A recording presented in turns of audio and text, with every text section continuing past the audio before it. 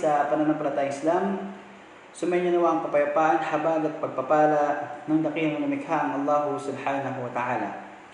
At nandito na naman po tayo ngayong gabi upang magbigay ng mga aral patungkol sa ating pananampalataya. At tiyak po mga kapatid sa pananampalatayang Islam na kapupulutan po natin ang aral ito. Hindi lang sa ating mga Muslim, bagkus sa lahat ng mga susubaybay sa atin, ang kwentong ito ay mapupulutan nila ng aral. Dahil ang kwentong ito mga kapatid, mga kababayan, ay patungkol sa isang binata na kung saan siya ay naghanap ng katotohanan. Pinagpalit niya ang karangyaan at siya ay naging alipin.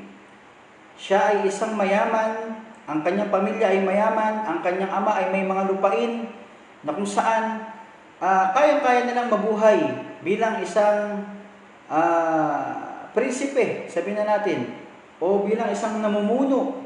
Hindi sila pwedeng alipinin, ngunit pinagpalit niya ang karangyaan para lamang sa katotohanan. Siya ay nagpaalipin para lamang makamit niya o makita niya ang katotohanan.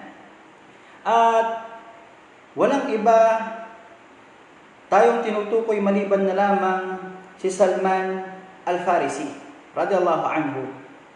Salman Al-Farisi, tinawag siyang Farisi kasi siya ay Persyano, no? Siya ay nakatira sa Mantika o sa Madina ng Asbahan. Pag sinabing Asbahan, ito ay sakop ng Iran, no? At si Salman Al-Farisi ay tinatawag o napapabilang sa isang grupo na tinatawag na Al-Majusi. Okay, hindi yung Majusi na may sabaw. Pag sinabing Al-Majusi, ito yung mga taong sumasamba sa apoy. Okay? Si Salman Al-Farisi ay isang mayaman. Ang kanyang ama ay mayaman, may lupain na malaki.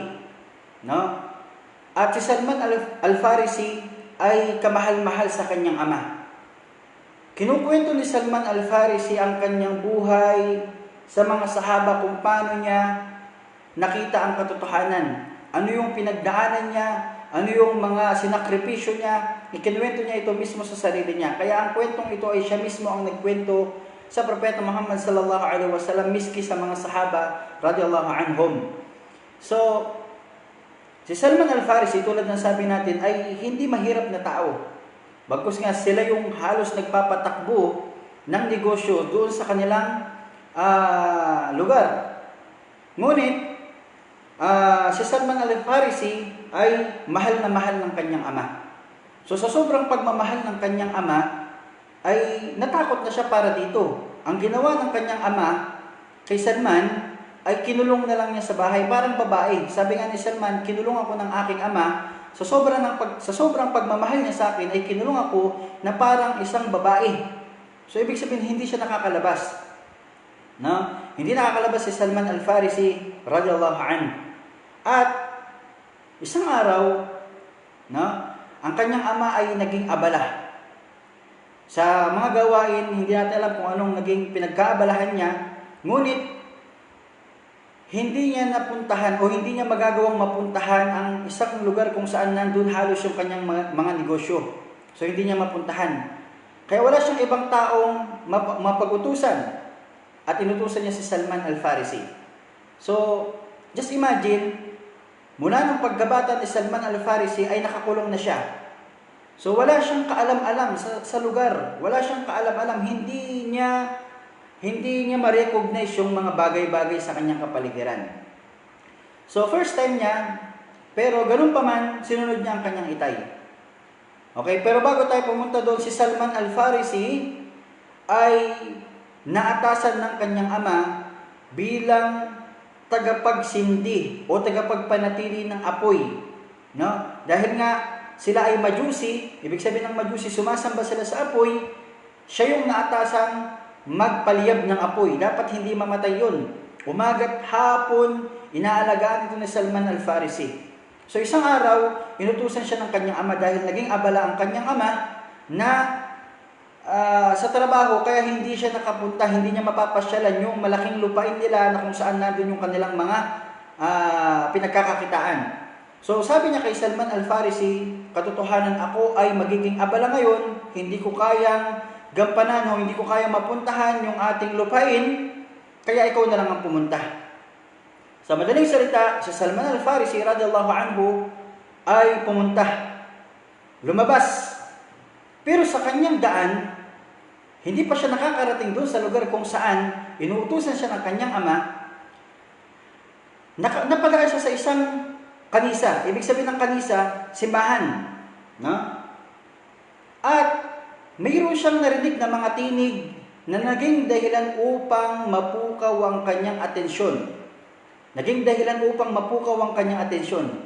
So, ang ginawa ni Salman al-Farisi, radhiyallahu anhu, lumapit siya. Pumunta siya doon sa simbahan na yun. Pagpunta niya sa simbahan, nakikinig siya at tinitignan niya kung paano magdasal yung mga tao doon. No? Tinitignan niya kung paano magdasal yung mga tao doon. So ngayon, nagulat si Salman al-Farisi. Wala siyang kaalam-alam sa mga bagay sa labas ng kanilang bahay kasi nga matagal siyang nakulong. Matagal siyang kinulong ng tatay niya. So gulat na gulat si Salman al-Farisi habang tinitignan niya yung pamamaraan ng pagdarasal ng mga tao na yun, no, ay namamangha siya. Hanggang sa hindi niya napuntahan yung inuutos sa kanya ng kanyang ama. Hindi siya nakapunta doon. Dumating ang hapon hanggang gabi, hindi niya napuntahan yung utos ng kanyang ama. So, umuwi si Salman al-Farisi. At nananatili yung tuwa at yung pagtataka, bakit yung pamamaraan ng pagdarasal nila ay kaiba sa pamamaraan ng pagdarasal ng Majusi, ng mga sumasamba sa apoy. So, nagtataka pa rin siya. Ngayon, pagdating ni Salman al-Farisi sa kanilang bahay, tinatanong siya ng kanyang ama kung kumusta yung pinapunta niya. Pero si Salman al-Farisi, hindi naman siya nagsinungaling, sabi niya, hindi ako nakapunta o aking ama. No, hindi ako nakapunta o aking ama. Bakit? Dahil napadaan ako sa isang simbahan at gulat na gulat ako sa kanilang pagsamba. Hindi nila tayo katulad. Mas mainam yung kanyang pananampalataya. Mas mainam yung kanilang pagsamba. Sabi ni Salman al-Farisi sa kanyang ama. Nagalit ng tatay niya. No, nagalit ang kanyang ama. Sabi niya, walang kainaman sa reliyong iyon o aking anak. No? Walang kainaman sa reliyong iyon o aking anak. At sa sobrang galit ng kanyang ama, kinulong niya ulit si Salman al-Farisi at hindi na niya hinayaang makalabas pa at hindi lang basta kulong, mga kapatid. Tinali pa ang kanyang paa. Subhanallah. Tinali pa ang kanyang paa. So ngayon, si Salman al-Farisi, gumagawa siya ng paraan. Papaano siya makakawala sa pagkakataling ito? At nangyari nga na siya ay nakawala sa pagkakatali at tumakas siya, patago sa kanyang ama. At kinausap niya yung mga nakita niya sa simbahan at sinabi niya, saan ko ba matatagpuan ang inyong pinakasentro ng pananampalataya? No? Nagtatanong si Salman al-Farisi, ganito siya maghanap ng katotohanan. No? Saan ko ba matatagpuan ang sentro ng inyong pananampalataya? Sabi ni Salman al-Farisi radhiyallahu anhu. Sabi ng mga tao, fi bilad Sham. Matatagpuan mo ang sentro ng aming pananampalataya sa Sham. Saan yung Sham? Sa Syria. No? Doon niya matatagpuan ang sentro ng kanilang pananampalataya. So ngayon si Salman al-Farisi, nagkaroon siya ng interes. Nagkaroon siya ng interes na pumunta sa lugar ng Sham o sa Syria. At sinabi niya doon sa mga tao na yon, kung mayroong grupo ng nagtitinda o grupo na pupunta sa lugar ng Sham, ay balitaan ninyo ako. Wag na wag niyong kakalimutan na sabihin sa akin na mayroong pupunta na grupo pupuntang Sham. Dahil gusto kong sumama sa kanila, gusto kong pumunta ng Sham. So hindi nagtagal, mga kapatid, sa pananampalataya, mayroong grupo ng nagtitinda na papunta ng Sham, ng Syria. So, ang nangyari, syempre, si Salman al-Farisi, dito na nag-umpisa yung journey niya. Dito na nag-umpisa yung kanyang paglalakbay. Mula sa karangyaan mula sa pagiging alipin para lang hanapin ang katotohanan. Marami tayong aral na makukuha dito, mga kapatid. So dito na nag-umpisa yung paglalakbay ni Salman Al-Farisi mula sa karangyaan, mula sa pagiging mayaman papuntang alipin. So handa siyang magpaalipin, no? So, sa madaling salita, sumama si Salman Al-Farisi sa mga nagtitinda papunta ng Sham o ng Syria. So nangyari, pagdating nila ng Syria, dahil nga ang gusto ni Salman Al-Farisi ay makita ang orihinal na pinanggalingan ng pananampalatayang nakita niya doon sa Asbahan, sa Iran, no? So, tinanong niya agad yung mga tao. Sabi niya, sino ang pwede kong samahan sa lugar na ito na magtuturo sa akin ng tama at magandang pananampalataya? Tinuro nila yung tinatawag na Al-Asqaf. Ibig sabihin ng Al-Asqaf, isa ito sa pinakamataas na level sa simbahan o tinatawag sa wikang Arabic na bishop. Okay? So, tinuro nila ito kay Salman at si Salman Al-Farisi ay hindi nagdalawang isip na puntahan ang bishop na ito at kausapin niya, nasabi niya, gusto kong maging kasama mo ko, gusto ko na matuto ko sa iyo, gusto ko na turuan mo ko ng pananampalataya, gusto ko na sabay tayong magdarasal, gusto ko lahat patungkol sa pananampalataya. Pwede ba akong sumama sa iyo? Sabi ni Salman Al-Farisi. Sabi niya, pwede. Sabi ni Salman Al-Farisi, kahit na maging alipin mo ko, kahit na ako ay maging alipin mo, walang problema. Basta matuto ako sa pananampalataya, basta matuto ako sa iyong pagdarasal, turuan mo ko ng iyong pananampalataya, walang problema. Kahit na ako'y alipinin mo. So sa madalit sabi, si Salman Al-Farisi ay sumama dun sa bishop na yon. Pero sa mga hindi inaasahang pangyayari, ang bishop ay nakita ni Salman Al-Farisi ang tunay na pag-uugali ng bishop. Ano yung tunay na pag-uugali ng bishop na yon? Dahil siya ngayon kasama lagi taon na nagsama sila. So ang naging ugali ng bishop, nakita ni Salman Al-Farisi, masama ang pag-uugali niya. Bakit?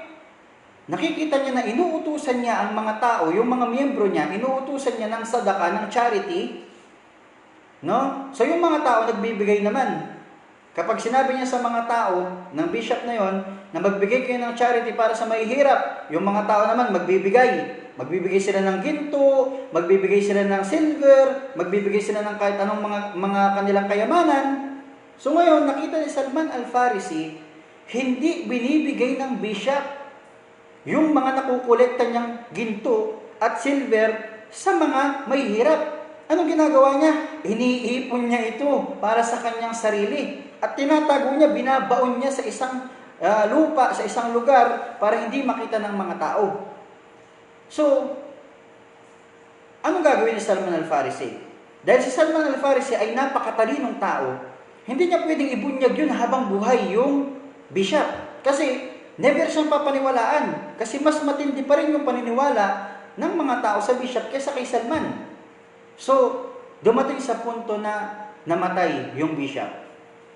Namatay yung bishop, at pagkamatay ng bishop, tumayo si Salman Al-Farisi. Sabi ni Salman Al-Farisi sa mga tao, alam nyo ba na ang bishop na yan ay napakasamang uri ng tao? Sabi ng mga tao sa kanya, paano mo nasabi? Bakit mo sinasabi yan? So nagagalit sa kanya yung mga tao. Sinisiraan niya yung bishop kahit patay na. So sabi ni Salman Al-Farisi, patutunayan ko sa inyo na masama ang tao na yan. Alam niyo ba, lahat ng nakuha niya sa inyong kayamanan, ginto, silver, hindi niya binigay sa mga mahihirap. Sabi ng mga tao, paano mo itong papatunayan? O Salman, ano yung patunay mo? Sabi ni Salman Al-Farisi, sumama kayo sa akin at ituturo ko sa inyo kung saan niya itinago ang mga kayamanan na hiningi niya sa inyo. So madaling sabi, sumama sila at hinukay nila yung mga kayamanan kung saan doon ibinaon yung 7 malalaking lalagyan na punong-puno ng silver, punong-puno ng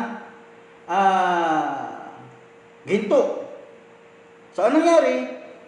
Naniwala sila kay Salman Al-Farisi. At yung mga tao, sobrang galit naman doon sa bishop. So ang nangyari, sabi ng mga tao, hindi natin siya ililibing. So sobrang galit nila, huwag nating ilibing ang taong masama na ito, ang bishop na ito, napakasama.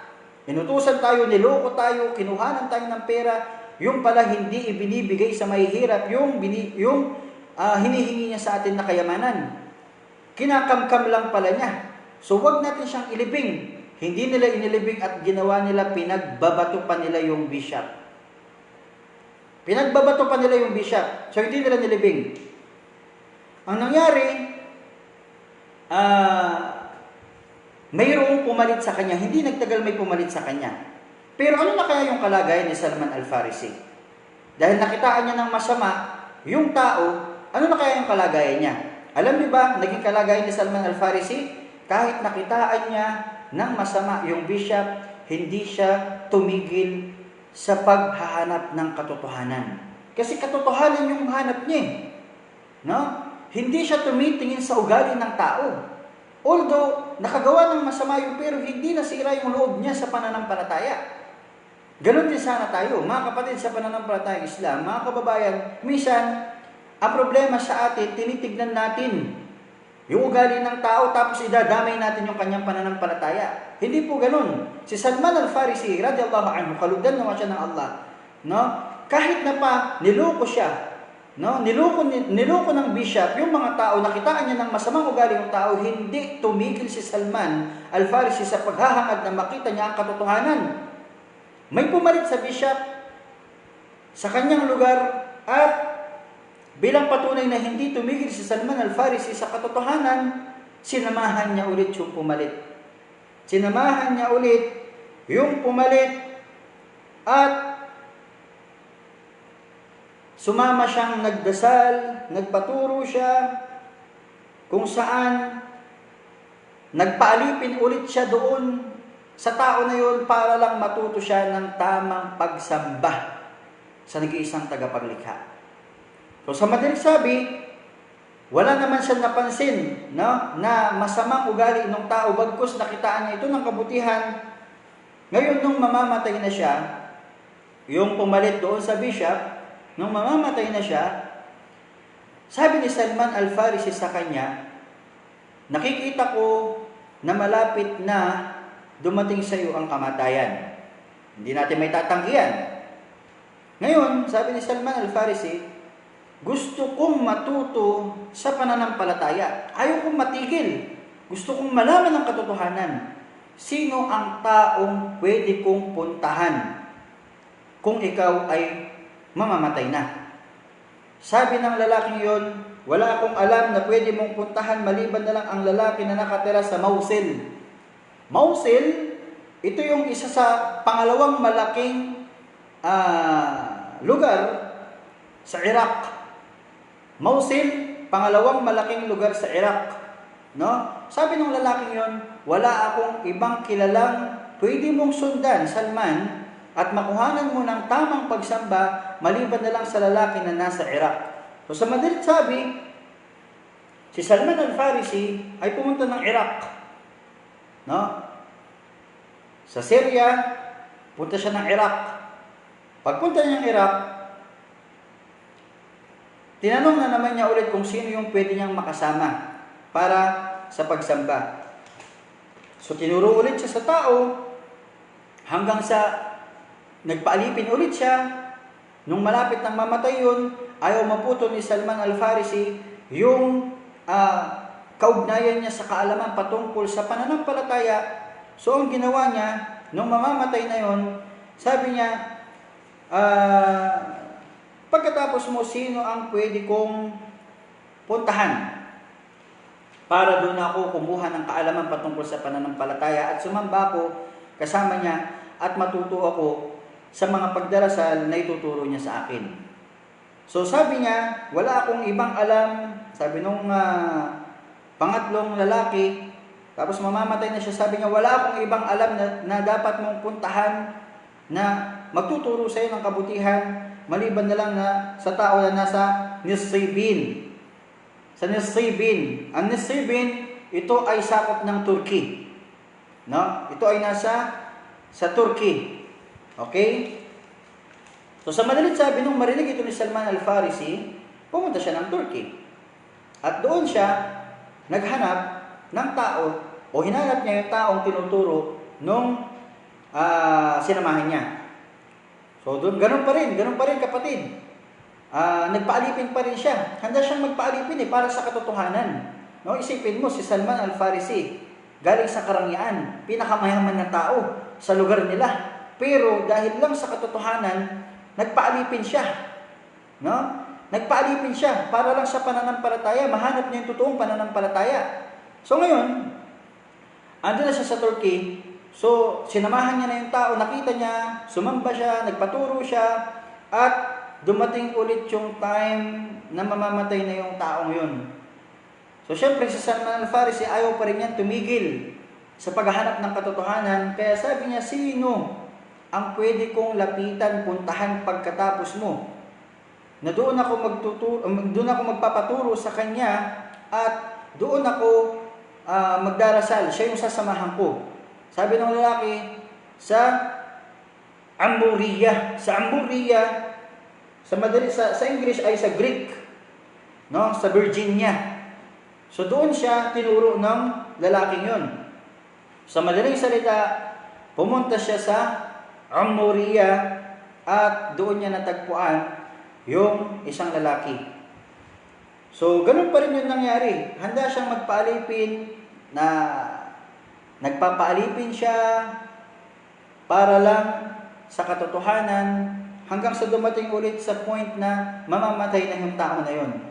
No? Halos ganun Pero tingnan niyo mga kapatid, dahil sa kagustuhan ni Salman al-Farisi na makita yung katotohanan, kapag namatay yung guro niya, lumilipat siya, naghahanap siya, ayaw niya maputol sa pananampalataya. No? So, nung malapit nang mamatay, yung tao na nilapitan niya, sa Greek, tinatanong niya kung mayroon tao na pagkatapos niya, pag namatay siya, ay pwede niyang puntahan at doon mag-aral ng pananampalataya. So sabi ng tao na yon, sabi niya mayroong propeta. Kaso nga lang, nasa lugar ng mga Arabo. Sabi niya, ang propetang iyon ay nasa lugar ng mga Arabo. At ang propetang iyon, sabi niya, kung kaya mo siyang puntahan mo, dahil siya yung huling tao na makatotohanan pagdating sa pananampalataya. Yun yung sinabi ng tao sa Greek, sa Virginia. No? Sabi niya, yun yung nasa kasulatan, yung taong yun. Lalabas siya sa lugar ng mga Arabo. Lugar kung saan lilipat siya mula sa kanyang lugar, lilipat siya patungong isa na namang lugar, pero doon pa rin sa loob ng gitnang silangan, at matatagpuan mo yung mga datiles o yung mga dates, puno ng dates. So ngayon,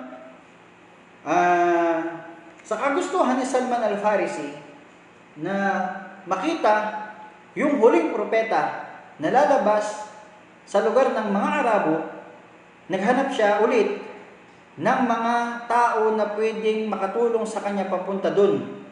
So nakahanap siya ng isang kafila. Ibig sabihin ng kafila, mga grupo ng mga tao na naglalakbay, at hindi lang basta naglalakbay, bagkus nagtitinda sila. So sabi ni Salman al-Farisi, ibibigay ko sa inyo lahat ng aking kayamanan, lahat ng aking naipon na pera, lahat ng gamit ko, dalhin niyo lang ako sa lugar ng Arabo, o sa lugar ng gitnang silangan. So sa madaling salita, sabi ng mga Arabo na yon, Arabo, no? Sabi ng mga Arabo na, sige, dadalhin ka namin sa lugar ng Arab. Akin na yung mga kayamanan mo, kinuha bilang kabayaran sa kanyang pagsabay. Tapos nung nasa isang ilog na sila, malapit na sa, kung di ako magkamali, malapit na ito sa lugar ng mga Arab, binenta siya ng mga Arabong yun. Binenta siya sa isang Hudyo. No? Binenta si Salman Al-Farisi sa isang Hudyo. Subhanallah. So ngayon wala siyang magagawa kasi alipin siya eh.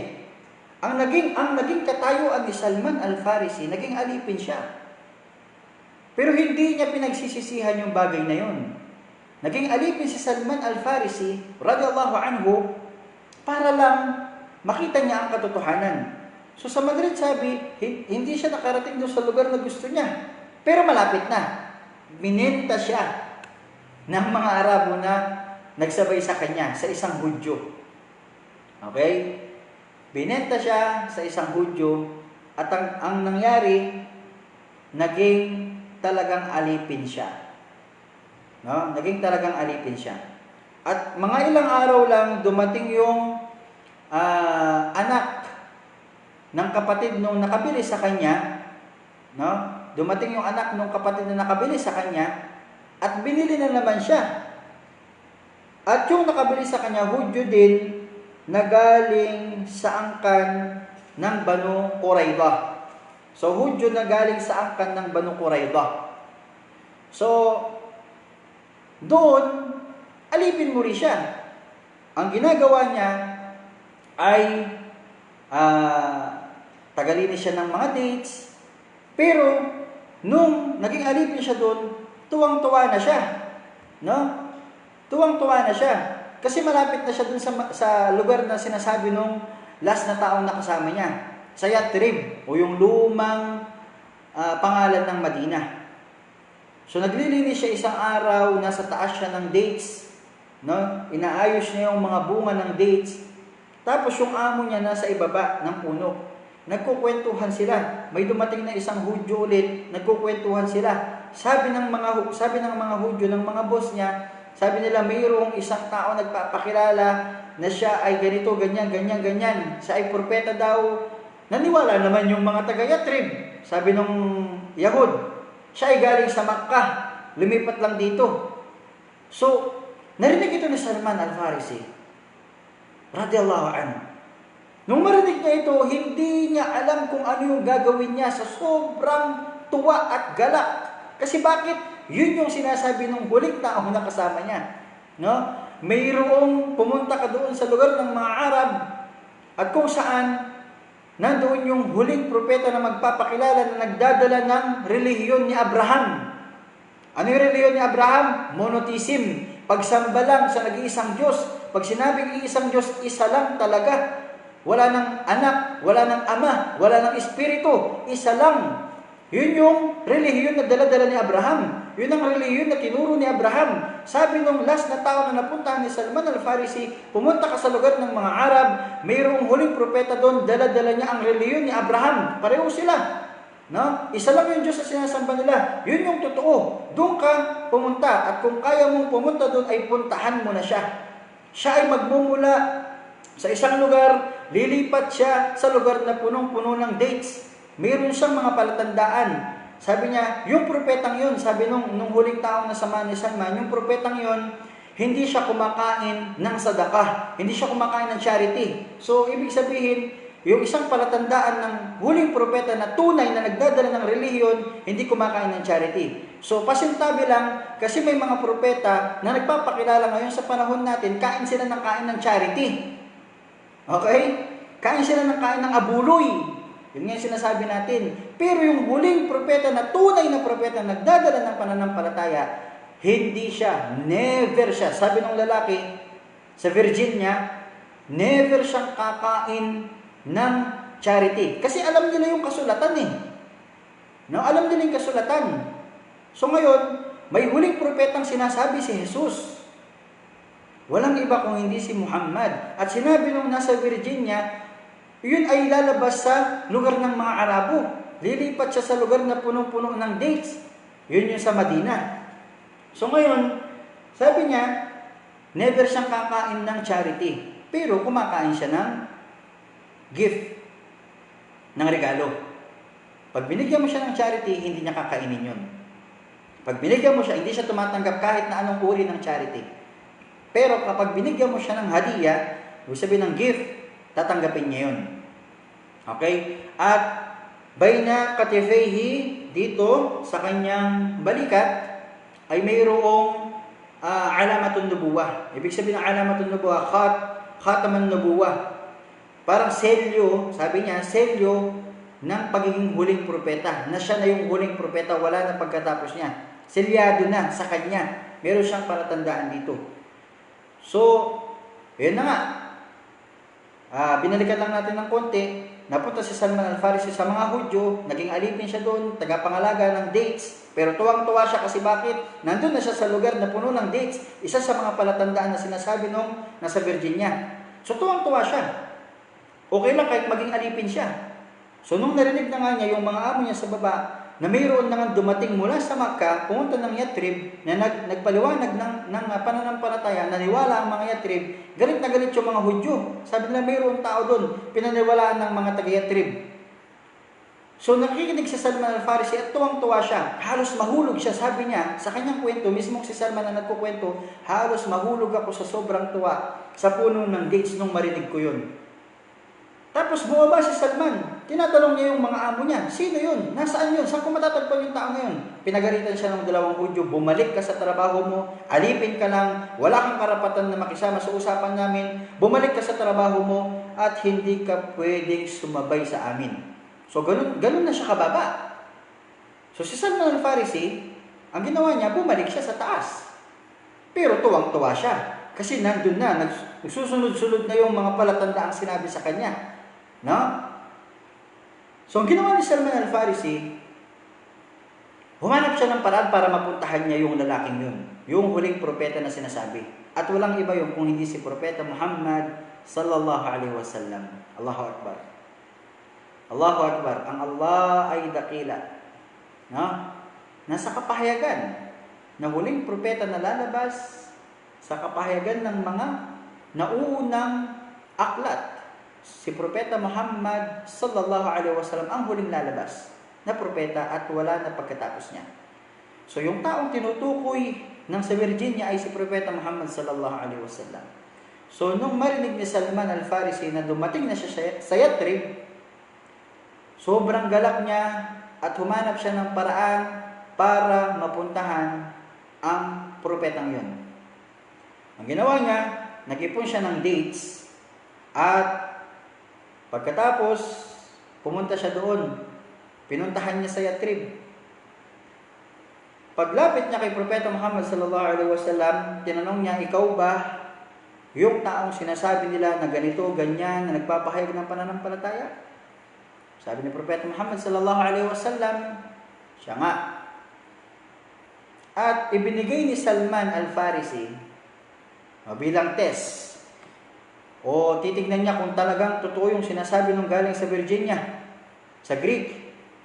Bilang test, binigyan niya ng dates ang Propeta Muhammad sallallahu alaihi wasallam at sinabi niya, ito ang aking sadaka para sa'yo, kainin mo, at sa'yo lang yan. Na? So, nangyari, yung charity na binigay ni Salman al-Farisi, hindi kumain kahit isa ang Propeta Muhammad sallallahu alaihi wasallam. Hindi siya kumain ng kahit isa sa dates na yun dahil charity yun. Bawal sa kanya yun. Bawal sa mga propeta yun. Ang pagkain ng charity galing sa mga tao. Ika po, tithes. Bawal sa kanila yun. Na? So, umalis si Salman na tuwang-tuwa siya sa sarili niya. Kinabukasan, sumunod na araw, nag-ipon ulit siya ng dates. At pagkatapos, binigay niya ulit ito kay Propeta Muhammad, hindi na charity. Sabi niya, ang dates na ito ay hadiah. Ibig sabihin ng hadiah, regalo ko sa iyo. So, nung sinabing regalo ko sa iyo, kinuha ng Propeta Muhammad sallallahu alaihi wasallam at kumain siya. At binigyan niya ang kanyang mga sahaba, radhiyallahu anhum. So, tatlo na yung napapatunayan sa sinabi ng huli niyang nakasama. Lilitaw sa lugar ng Arab, apat na, lilitaw sa lugar ng Arab, lilipat sa lugar kung saan maraming dates, hindi kumakain ng sadaka, na Hindi kumakain ng sadaka, pero kumakain ng regalo. So, 4 na. Yung isa na lang yung inaantay niya. Yung makita niya, yung selyo ng palatandaan ng pagiging propeta. Okay? So, may namatay. At inilibing nila ito sa Baqi'. So, siguro naman sa mga kapatid nating Muslim, alam nila yung Baqi'. Yung Baqi', ito yung lugar kung saan libingan ito ng mga sahaba sa Madina. No? Libingan ito sa Madina. So, pumunta si Salman. Nung may namatay, sumama siya. So, syempre, si Salman patingin-tingin, tinitingnan niya yung propeta Muhammad sallallahu alaihi wasallam. Tapos, hinaantay niya na magbukas yung kanyang balikat. Pero, hindi magbukas eh. So, napansin ito ng propeta Muhammad sallallahu alaihi wasallam. Sabi ni Salman, napansin ng propeta na tumitingin ako sa kanya. Kaya siya na mismo ang nagpakita. Allahu Akbar. Pinakita ng propeta Muhammad sallallahu alaihi wasallam kay Salman Al-Farisi ang selyo ng pagiging propeta niya. Allahu Akbar. Subhanallah. So, nung ipakita niya yon, niyakap ni Salman Al-Farisi radiyallahu anhu ang propeta Muhammad sallallahu alaihi wasallam at nagtaka ang mga sahaba bakit niya ginawa yun. At doon niya kinwento ang kanyang istorya. Nagtaka ang mga sahaba bakit niya ginawa yun. No? Sobrang tuwa ni Salman Al-Farisi. Dahil yun na yung propesiya na sinasabi sa aklat na may huling propeta na darating at pagkatapos niya wala na. Nahanap ni Salman Al-Farisi yung huling propeta. No? Pinagsumikapan niya, nagpaalipin siya.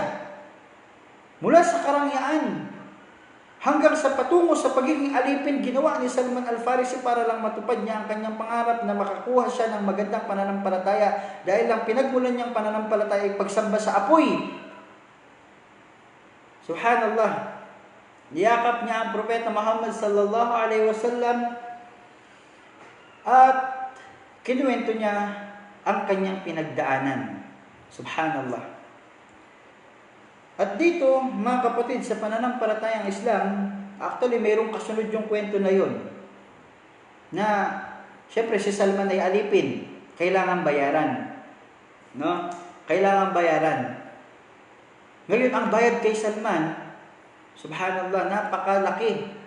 Parang ang hiningi sa kanya ng Hudyo, sige, palalayain kita, pero magtanim ka ng if I'm not mistaken po, no, mga kapatid, pinagtatanim si Salman ng 100 puno ng dates at yung punong yun dapat walang mamamatay sa 100. At pagkatapos, hindi lang yun, walang mamamatay sa 100, lahat sila tutubo, lahat sila lalaki at lahat sila mamumunga. Yun yung kondisyon para mapalaya si Salman. Subhanallah, mga kapatid, isang ni'ma, isang mu'jiza, isang mirakulo mula sa Allah subhanahu wa ta'ala. Si Propeta Muhammad sallallahu alaihi wasallam ang nagtanim ng dates, lahat sa kamay niya. Tumubo lahat, namunga pa lahat, napalaya si Salman Al-Farisi. Allahu Akbar. Allahu Akbar. Napalaya si Salman Al-Farisi. Yung tumubo, no? Napalaya si Salman Al-Farisi.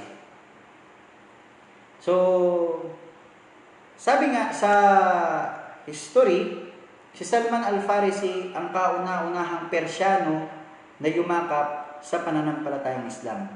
At pinaghirapan niya ang katotohanan. Hindi siya yung taong naging pabaya. No? Just imagine, si Salman, wala na siyang hahanapin sa buhay niya. Tulad ng sabi natin, napakayaman ng kanyang pamilyang pinagmulan sa Asbahan, yung Asbahan sa Iran. No? Isa siyang Persyano. No, napakayaman. So, kung tutusin, wala na siyang hahangarin pa. Pero nung nakita niya na mali ang kanyang pananampalataya at mayroong mas tama sa kanyang pananampalataya, iniwanan niya ito. Kahit na maging alipin siya, iniwanan niya ito. At ang kagandahang pag-ugali ni Salman Al-Farisi, hindi siya tumitingin sa ugali ng tao. Kahit nagkakamali yung tao, hindi niya dinadama yung relihiyon. No? Kasi ilang beses siya naloko eh. Binenta pa siya, naging alipin siya. Niloloko siya ng mga tao, pero hindi niya tinitignan yung ugali ng tao. Ang tinitignan niya yung katotohanan ng relihiyon. Yun ang dapat nating matutunan. Mga kapatid, ngayon, darating tayo, magpapaliwanag tayo sa isang tao, sasabihin agad Muslim masama.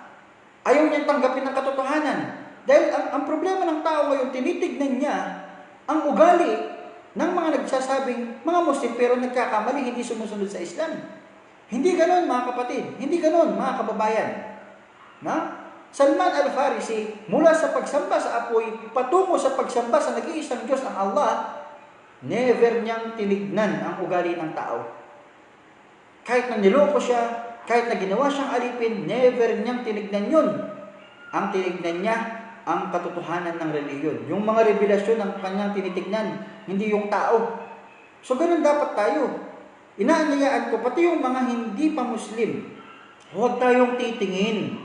Sa tao kasi ang tao nagkakamali talaga yan. Likas sa atin ang pagkakamali. No? Pero ang tignan natin, ito yung sasabihin natin sa bawat isa, lalo na sa mga wala pa sa Islam, tignan natin ang kagandahan ng itinuturo ng pananampalataya. So parang ganito lang yan eh. Sa eskwelahan, hindi lahat ng estudyante magiging mabuti.